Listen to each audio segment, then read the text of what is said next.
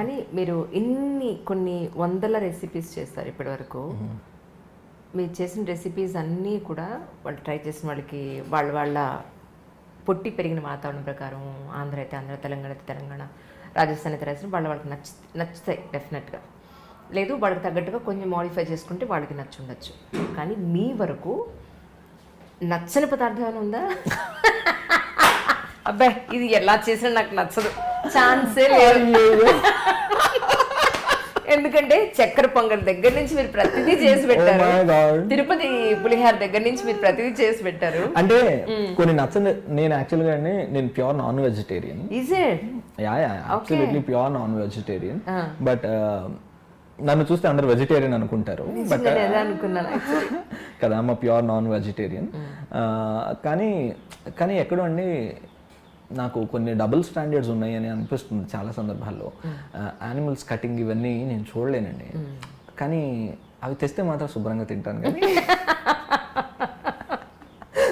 బాగా వండుకు తింటాను, కానీ వాటిని కటింగ్ నేను చూడలేను. పైగా అదేదో సినిమాలో కానీ వాళ్ళు చచ్చిపోయారంటే అని గుండాగిపోతే వాళ్ళ కూతురు వచ్చేసి ఏం లేదు నాన్న ఆయన ఇలా జారిపడి ఇలా జరిగి ఇలా అంట, ఆ టైప్లో నాకు కూరగా వండేస్తే పర్వాలా, ఈ లెగ్ పీసు, ఇది లివరు, ఇది ఇలా అని స్పెసిఫై చేస్తే నాకు తింటున్నప్పుడు దాన్ని కాలు పోసుకొని తింటున్నాను నేను. ఇట్లా నా మైండ్లో ఎదురు ఒకటి ఉండేది నాకు, అది చాలా ఉంది. నేను అసలు ఎప్పుడు చికెన్ షాప్లోకి నేను వెళ్ళను, దాన్ని బయట నిలబడి అదేదో కోసిచ్చేయి అనే అంటని తీసుకొచ్చేసి ఇంటికి జరిగేది. ఇప్పుడు అంటే ఆన్లైన్ వచ్చింది కాబట్టి నేను చాలా సేవ్ అయిపోతున్నాను. బట్ నాన్ వెజ్ యాక్చువల్గా నేను అంటే కొన్ని బాడీస్ చెప్తాయండి, నేను I will speak to my tummy, నా పొట్టతో నేను మాట్లాడుతుంటాను రోజు. కొన్ని సందర్భాల్లో నేను ఏం చెప్తానంటే, ప్లీజ్ ఇవాళ కొంచెం ఎక్కువగా తింటున్నాను, కొంచెం తట్టుకో, కొంచెం నా బాడీ నాకు చెప్తుందండి, నా my body speaks with me. నా బాడీ ఏం చెప్తుందంటే ఇది నీది కాదు, నువ్వు ఇది తినద్దు. నా సోల్ చాలా కరెక్ట్ గా చెప్తుంది, ఇది this food is not for you, this food is not for you, don't eat అని చెప్తుంది. బట్ నా body is a vegetarian body, అంటే వెజిటేషన్ ని యాక్సెప్ట్ చేసేటువంటి బాడీ ప్రాపర్ గా. But I eat non veg. So some day ఏమో వస్తుందేమో తెలియదు, బట్ స్టిల్ అందులో నచ్చనిది అంటే ఈ బోటీలు, తలకాయ కూరలు ఇవన్నీ అంటారండి. నాకు అసలు అవి ఇంతవరకు నేను టేస్ట్ చేయలేదు, ఎప్పుడూ టేస్ట్ చేయలేదు, నాకు అసలు తెలియదు అవి. నేను ఒకవేళ ఆ రెసిపీ నాకు అసలు నేను నేర్చుకోవాలని అనుకోలేదు. Anyhow as we have a team, I will ask them ఈ రెసిపీ ఎవరికన్నా మీలో అంటే నాకు ఫైండ్ అవుట్ చేసి you just get the better recipe అంటాను నేను. వాళ్ళని అడిగి I note it down on a paper and I put, మీరే ఇంగ్రీడియంట్స్ అని దగ్గర పెట్టండి, సో మీరు ఏం చేయాలి ప్రొసీజర్ నాకు చెప్పండి అంటారు. వాళ్ళు పక్కన నాకు అందించేస్తే టక వేసి ఇచ్చేసి రుచి వాళ్ళకే చూపించి సరిపోయిందంటే తీసుకెళ్ళిపో అంటాను. నేను నాట్ ఈవెన్ దాన్ని టచ్ చేయను. సో దట్ ఈస్ అవి నాకు నచ్చవు. అండ్ దేర్ ఆర్ అండి ఇప్పుడు ఏమవుతుందంటే ఈ రెసిపీస్లో అండ్ ఇంకొకటి నాకు దోశల్ని పాడు చేస్తే అండి కింద నుంచి పైకి మంట వచ్చేస్తుంటుంది. అసలు అది ఆ అట్టని పాడు చేసే వీళ్ళని ఎట్లా, అదేదో ఆ సినిమాలో అదేదో అల్లు అర్జున్ గారి సినిమా ఒకటి ఉంది, ఏదే సినిమాది గుర్తు రావట్లేదు నాకు, కత్తి పెట్టి అంత కోపం వస్తుంది అసలు. దాన్ని అయితే ఆ నార్త్ ఇండియన్ వాళ్ళది అయితే అసలు అది చూస్తేనే పాపం. అది వాళ్ళు పెట్టిన పేరు చాలా కరెక్ట్ అండి. మనం దోశలు వాళ్ళు దోశ అంటే అది నిజంగా దోషమే, అది వాళ్ళు దోషానే అంటారు దాన్ని.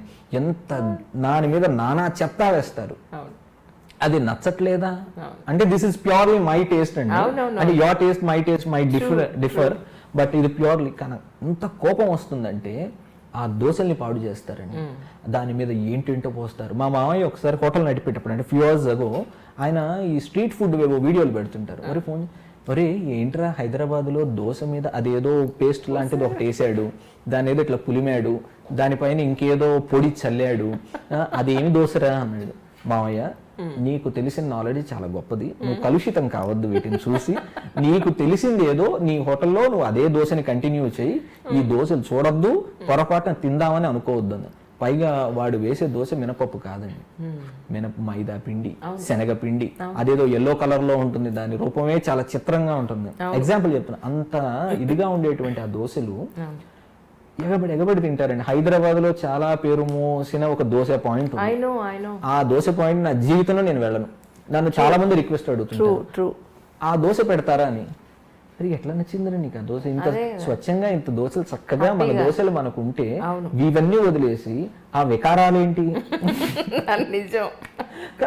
నాకు నిజంగా దాని వికారమనే ఏంటి అసలు? దానికి ఒక రూపం ఉందా? దానికి ఆ టెక్స్చర్ ఏంటి అసలు ఏంటి? ఉంటే దాని మీద పూయడం, పూసి నేను పొరపాటున అలాంటి దోశలు తినను, వాడి దగ్గరికి నేను వెళ్ళను. పైగా ఆ దోశ అప్పడంలా కాలుస్తాడు వాడు. అప్పడం ఇట్లా అంటే కట కట కట మేకులు దిగినట్టు దిగుతుంటది లోపలది. సో అలాంటి దోశలు తింటారు వీళ్ళు.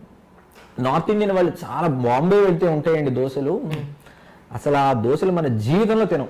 అసలు వాటి మీద, మన దోశల మీద, ఒరే మన హైదరాబాద్ లో వేసే దోశలు ఎంత గొప్పవి అని మన హైదరాబాద్ లో వేసే దోశల మీద ప్రేమ వస్తుంది.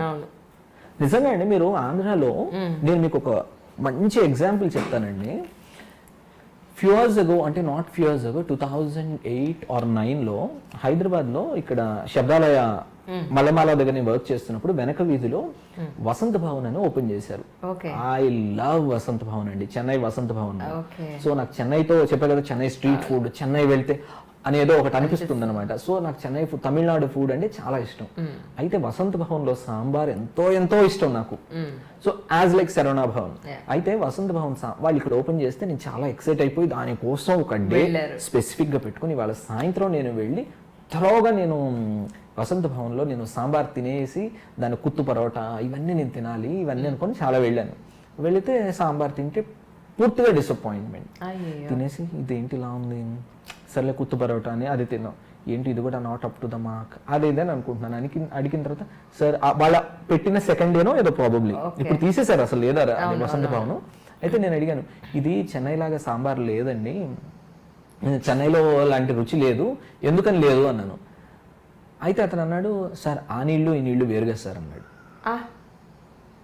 నేను ఇట్లా పైనుంచి కిందికి చూసి దాన్ని నేను ఎన్ని సంవత్సరాలు హిలేరి ఒక పెద్ద జోక్ చెప్తాను మీకని అని అందరి కాదండి, అది జోక్ కాదు, నేను చెప్తాను మీకు. అది అందరి దగ్గర నేను చాలా నవ్వేశాను, ఆనెస్ట్లీ నవ్వాను. నవ్వి చెప్పాను కూడా, ఇది మీకు ఎపిక్ జోక్ చెప్తాను నేను కూడా అలాగే అనుకుంటున్నాను. కాదు కాదు యాక్చువల్లీ, అంటే అతనికి అంత సెన్సిబుల్ గా చెప్పాడని నేను అనట్లేదు, but that is a valid point, one of the valid points. అది ఏంటి అంటే, నీళ్ళకి రుచి లేదంటారు, బట్ నీళ్ళకి చాలా రుచి ఉంది. నీళ్లు నది పారుతున్నప్పుడు ప్రతి ప్రాంతంలోనూ కొన్ని మినరల్స్ ఉన్నాయి. అంటే కొన్ని చోట్ల మాగ్నీషియం ఉంటుంది, కొన్ని చోట్ల కాల్షియం, కొన్ని చోట్ల ఫాస్ఫరస్, ఇవన్నీ భూమిలో ఉన్నాయి. ఆ నది అక్కడ సహజంగా పారుతున్నప్పుడు ఆ నీటికి ఆ లక్షణం ఉంటుంది. అది ఎంత అంటే micro micro micro micro grams లో ఉంటుంది. అది ఎవరు చెప్పలేరు. నీటికి రుచి లేదు అంటారు, కానీ ఆ రుచిని మనకి చెప్పడానికి రావట్లేదు. ఆ మినరల్స్ కలిసినటువంటి ఆ పదార్థం అందులో వాడితే అప్పుడు అక్కడ రుచి కొత్తగా సంతరించుకుంటుంది మీకు. ఆ పదార్థంలో మీకు ఆ ప్రాంతంలో, ఇప్పుడు మీకు ఆంధ్రాలో మీరు చూడండి, మీరు కోనసీమ అటువైపు వెళ్ళి గుంటూరు వైపు వేసే ఆ దోశలకి, కోనసీమ వైపు వేసే దోశలకి చాలా గోదావరి నీళ్ళతో వేసే, అంటే ఇది ఆ సూక్ష్మతను అర్థం చేసుకునేటువంటి సూక్ష్మత మీ నాలుకకు ఉండాలి, మీ కంటికి ఉండాలి, మీ గుర్తించేటువంటి మీ మనసుకు ఉండాలి. ఈ మూడు జరిగితే మీరు ఖచ్చితంగా నోటీస్ చేస్తారు. మీరు రోడ్ల మీద చిన్న చిన్న అంగళ్ళు పెట్టుకొని 4 బండలు పెట్టేసి దోశలు వేస్తారండి, ఆ రుచి మీకు హైదరాబాద్ లో తీసుకురమ్మని you won't get it. But at the same way Hyderabad కు ఉండే తయారయ్యేటువంటి ఇక్కడ స్పెసిఫికేషన్స్ మళ్ళీ ఆంధ్రాలో, ఇక్కడ వచ్చిన హైదరాబాద్ బిర్యానీ అక్కడ రుచి రాదు. సో నీళ్ళకి రుచి ఉంది ఖచ్చితంగా. ఇది purely my understanding. So I travel towards Rajasthan. అక్కడ సమ్వేర్ లైక్ నాకు ఇది అక్కడే నాకు స్ట్రైక్ అయింది. యాక్చువల్గా బికానీర్ ప్లేస్ ఉంది. బికానీర్ ప్లేస్ లో ఆలూ భుజియా తయారవుతుంది. Aloo bhujia is famous for Bikaner aloo bhujia. మన ఇది ఉంది కదా, మన కారపూస ఆలూ భుజియా మన ప్యాకెట్ లో కూడా దొరుకుతుంది. ఎవ్రీథింగ్ కమ్స్ ఫ్రమ్ అక్కడి నుంచి. సో అయితే వేరే వాళ్ళు చేశారు, కానీ ఆ బికానీర్ లోకి వెళ్తే అది ఒక పరిశ్రమ.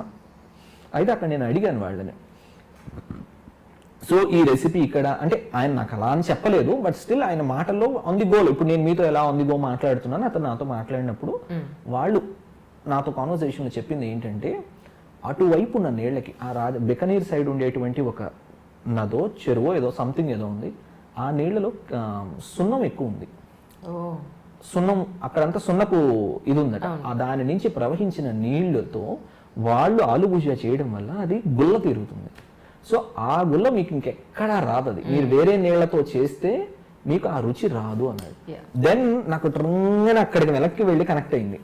సో దెన్ నేను I start understand this happened nearly 4-5 years. Vismai food start అవ్వడానికి ముందు జరిగింది ఇన్సిడెంట్. నేను డ్యూరింగ్ ఆల్ దోస్ ఇయర్స్ నేను అతన్ని చాలా కమెంట్ చేశాను. ఈడొకడు వాళ్ళు వచ్చి చెప్పారు, కానీ అతనికి ఈ అండర్స్టాండింగ్ ఉందని నేను చెప్పట్లేదు, అతను ఏదో ఫ్లోలో అనేసాడు. బట్ ఇట్ హ్యాస్, కానీ ఆ పాయింట్ ని నేను తర్వాత రియలైజ్ అయ్యాను, లేదండి ఆఫ్ కోర్స్ ఇట్ ఈస్. మీకు నీళ్లకి విపరీతమైన రుచి ఉంది, మీకు ఆ రుచి మళ్ళీ రాదు. మీరు అమెరికాలో వెళ్ళి మీరు సేమ్ రెసిపీ చేసామండి అని అంటే కూడా లేదండి.